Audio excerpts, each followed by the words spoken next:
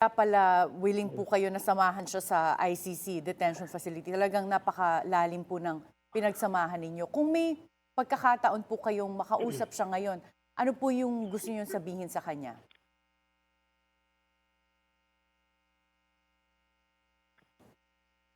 Hello, Senator Bato? I'm trying to Sorry ba? trying to compose myself. Opo, parang trying to ano compose nga po myself. kayo, emotional. I'm trying to compose myself. Pasensya ka na.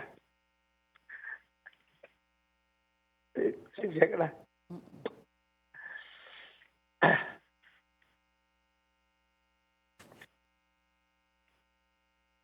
Sige po, take your time, Senator.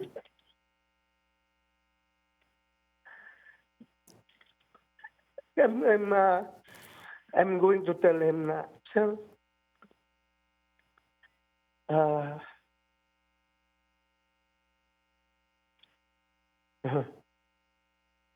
yung wala lang sa kanya. Just remember, sir, what you said before. Yeah, you're willing to live in hell as long as your people are living in heaven.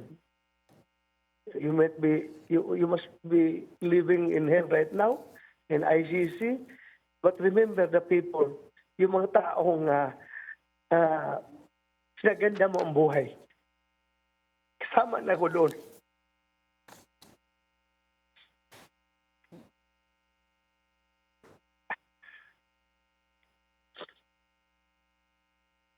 Salamat po, Senator.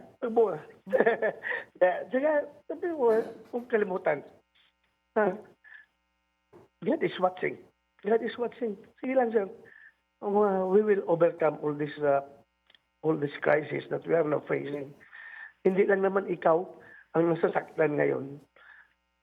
Buong Pilipinas, kung makita mo yung expression of support, yung rally, kaliwa kanan, candle lighting, kahit saan, anong lugar, makikita mo man kung gaano lakalap si Pangulong Duterte.